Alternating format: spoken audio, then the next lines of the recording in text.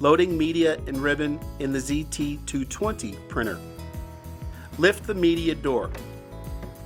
Rotate the gold printhead lever up to open the printhead. Slide out the gold outer media guide. Flip down the outer media supply guide and slide it out. Place the roll of media on the hanger. Push it back. Flip up the media supply guide. Slide it in. As you thread the media out through the front of the printer, make sure it runs inside the gap sensor and under the inner media guide. Slide the media under the gray damper and the print mechanism.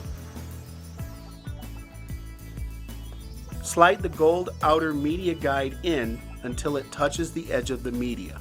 Place an empty ribbon core on the ribbon take-up spindle. Push the core back as far as it will go. Place the roll of ribbon on the ribbon supply spindle with the loose end unrolling down the right side. Push it back as far as it will go. Slide the ribbon under the black ribbon guide and under the print mechanism. Wind ribbon over the top of the core. Turn the spindle to the right to remove any ribbon slack.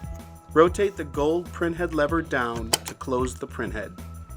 Press the pause button to calibrate the printer.